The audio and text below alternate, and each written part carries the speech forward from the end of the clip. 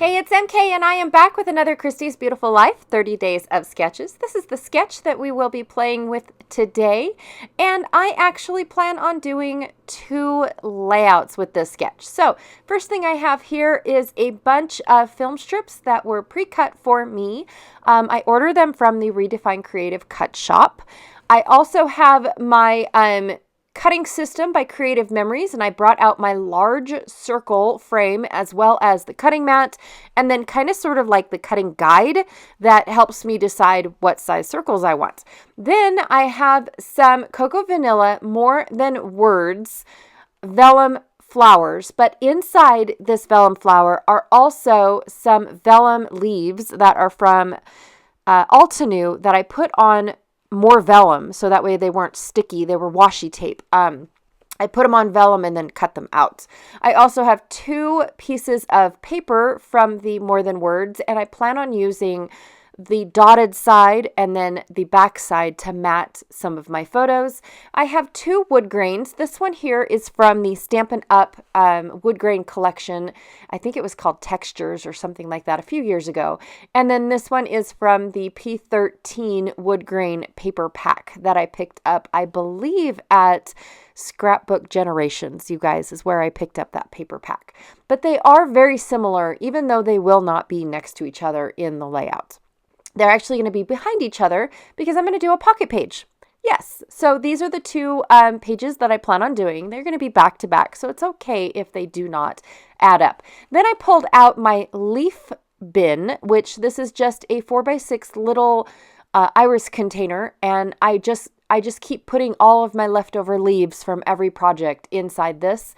And then I have my camera bin. So this one here has a bunch of fussy cut out cameras, stamped cameras, wood veneer cameras, anything that was camera related, even the words that say picture perfect and take a picture lasts longer, things like that. So, and then the larger sayings were from Penelope D. I don't have hardly any of those. All right. So using my cutting system, I realized that my little round cutter is going to be too big. So I pulled out another cutting system that I picked up several years ago at a yard sale, actually. And I thought, you know what, I'm going to try this. I've never tried it, you guys. I had to wipe off the dust before I even brought it out on camera. I know, it's a shame. But there are reasons why I keep tools like this around, right? So I'm going to guess at where I have it. I do not have a template to help me decide what it's going to look like or anything like that. And I don't even know if I'm supposed to use the outside track of these, but I'm going to. And so I'm going to very carefully push and pull this little cutter. Now, I do have to say that it does not like to go backwards because for some reason it did not stay, even when you go back. It was different. It was a different cut, even though I didn't lift it up or do anything. So anyways, you know what? It's perfect enough for a man riding on a horse is what Adele says on her YouTube channel. Nobody's going to notice, especially with how much of it I'm going to be covering up. So this one here is of one of the residents' houses. Now, this one happens to be almost fully furnished, and so it is quite a staple on the map to stop by because then you can kind of get a gist of the era that Bodhi has gone through, all the way from the late 1800s all the way to the early 1900s. So yeah, to 1938, I believe, is when when Bodhi was officially shut down. So yeah, you definitely get to see, things being added into this house as it changed hands. Well, I have to tell you guys that this house changed hands only once, when it was first built back in the late 1800s. And then in 1900, a gentleman named Tom Miller and his wife and son moved into this home until the demise of Bodhi. And Tom was actually the teamster for the Bodhi Railway and Lamoille. No, that's my canyon.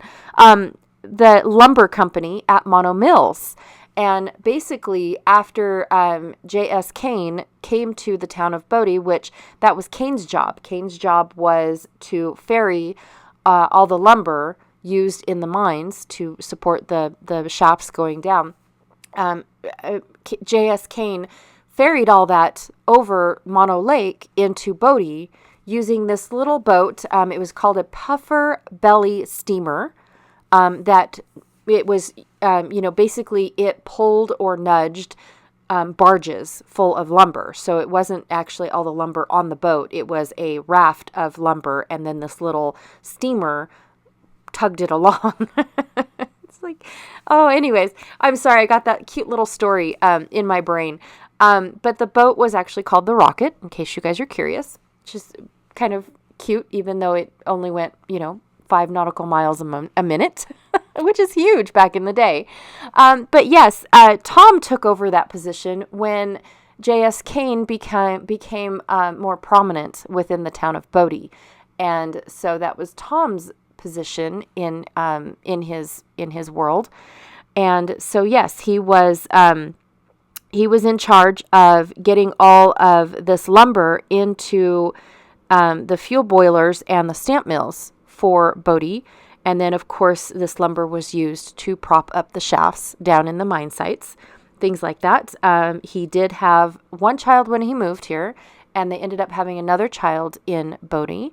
So, yes, but one of the things that this little house is known for, and I'm talking about the layout on the left, by the way, but one of the things that this house is definitely known for on the map of Bodhi is that the pictures on the wall depict all of the different eras that Bodhi went through from the late 1800s to the early 1900s. So that is very, very cool to see that they kept the photos on the walls and whatnot.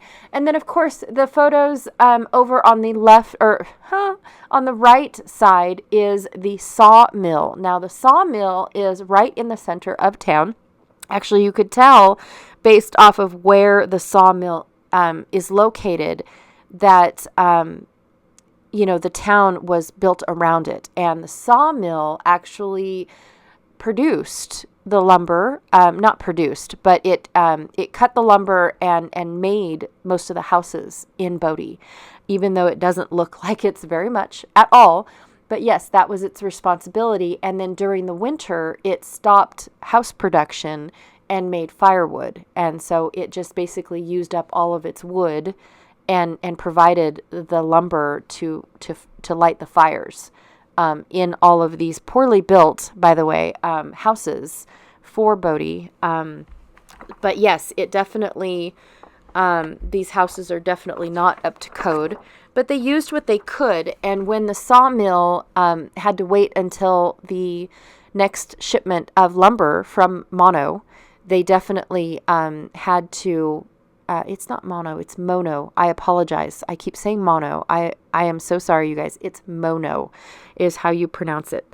But yes, when the sawmill had to wait for the next shipment after a large or a very heavy winter, they actually used the whatever metal they could get their hands on to complete homes and houses and whatnot, or patch up houses where the snow caved in portions of it and things like that. And when you walk around Bodhi, you can see where they've done this type of patchwork on the houses. They basically used what they could and what they had to survive and to keep on living. I mean, it was like. It was almost like their homes weren't as important as living, as all, it was just a place to stay at night, and that's if you went to bed, and that was it. It's actually pretty cool to see most of these homes and whatnot, and walking around and checking out the architecture or lack thereof. Around these homes. It was one of the first things that we noticed is what they were made out of. And like I said, the sawmill built the homes during the good seasons, and then once winter hit, that wood was used to light the fires in most of the homes and keep the people alive. I guess in 1878 and 1879, that winter there was the most severe. They lost the most people. And that is when the sawmill decided, okay, we're not going to just hoard our lumber. We're going to pass it around and start providing heat for the people. Several people in the lesser built homes would move in with other people that had a more prosperous home, more richer home. They would stay in there for the winter. And then, like I said, they had to wait for the next delivery after the winter. They had to wait for the next delivery before they could start building again. And so they took whatever straps of metal, hoods of cars, they pounded out sheet metal, things like that. You could see it in the houses, trying to repair the houses and keep them warm. So anyways, I just went through my bins and dug through and picked out several leaves that I had. I wanted the open leaves because I definitely wanted this to be light and airy as far as the decorations go. So I picked out a bunch of open leaves that I used different sprays on to give them color. And then and another reason why I wanted to leave them open was because of my vellum. I didn't want them to be too dark and then my flowers be really dark flowers. I wanted my flowers to be light and airy as well. On the sawmill side of the page, I only used half of my circle and wood grain because the other three pieces that are going to go in the pockets were full-size photos, and then the journaling card that I'm going to actually journal on, because that is when it was my kids' favorite. The sawmill was my kids' favorite for some reason.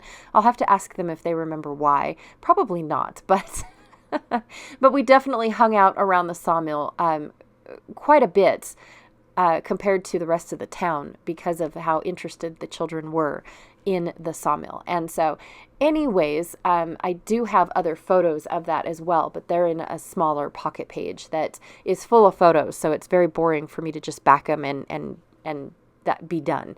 But I did want to make all of this light and airy for my vellum pieces because I wanted the vellum pieces to not really pick up the color of the leaves.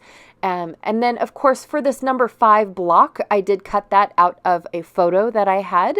I just wanted it to be the podium 5. Now, I know I've mentioned this before, but these numbers just represent a path that you can take. And then once you see that number 5, you can read it in the book that you can purchase when you first get to Bodhi. And it is just like a walking guide book. There's nobody there to read it for you, or there's not a tour guide per se. Walking around with for Bodhi. It's all self-guided, and then you just read this book if you are interested in knowing more about homes. Most people don't buy the book. It does go to restoration of Bodhi and keep it and keep it going. I do have to say that just because nobody lives there anymore, there is still harsh winters. And the people there are 2 houses where the maintainers of Bodhi live within Bodhi. It's actually pretty cool. These houses are clearly marked, and you cannot take photos of it. You cannot anything. It's their residence. That's where they live inside Bodhi. And their job is to maintain Bodhi. And then, of course, during the winter, they go in and they try to fix it, but yet keep it still looking authentic. So where you see caulking and where you see the windows replaced and whatnot, that is them trying to, fix things with all the means that they have necessary. The caulking wasn't available back then, but they did have to replace a window or, pane or things like that. But the best part about Bodhi is that they don't have full-size windows. Just like this house here, it's got 4 little windows within a frame. And so the winter could only break the one, and then they'll replace just the one small window. And then, of course, they try to put the caulking on the inside so it's not as visible, to try and keep it as authentic. And some of these pieces of vellum, I have to flip over to get it to go in the direction that I want it to. So I'm just taking this Posca pen in a slate gray, and I'm just coloring it in so that way it's not sticking out like a sore thumb. It's not, I didn't want it to be exactly black like some of the other vellum pieces are, but I do think it blends in really well. But just one of the things that I had to do, that I chose to do, to get it to work the way I wanted it to. Now, most homes within Bodhi do have a fireplace. Some of them are the stove type, like this one here has, and then some of them are built in and the brick type that goes through the center of the home.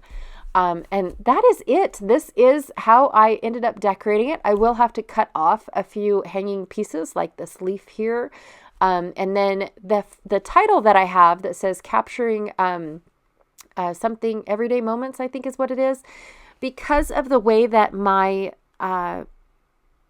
pocket page opens, I won't have to cut that or glue it or do anything. I'm just going to have it go across the two pockets. And I will show you that in photos at the end.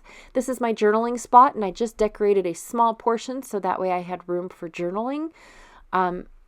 You know, and I didn't want to, I just didn't want to cover it up. There's where I just cut this piece in half and did not use the other side because of the fact that the 3 other pockets are full of journaling cards and photos. So I didn't see a sense in, using up those extra pieces. And that is it. These are the close-ups. Here are all of the still photos, so that way you can take a look. I love how that little podium fits right inside that swirly circle of the Penelope D title that I have. And I just stuck a few cameras in because I have a hard time trying to figure out how cameras fit in. I could probably put a camera on every layout, but I just don't think about it ever. Yep. So anyways, I appreciate y'all hanging out with me today. Thank you so much for letting me continue to talk about Bodhi. It is one of my favorites. These are the pictures of of all the layouts within the pocket pages. And be sure to check out all of the people playing along with Christy's 30 Days Beautiful Life. All their links are down below, as well as all of the creators for all the sketches. They are also down below. And I will check y'all later. Bye.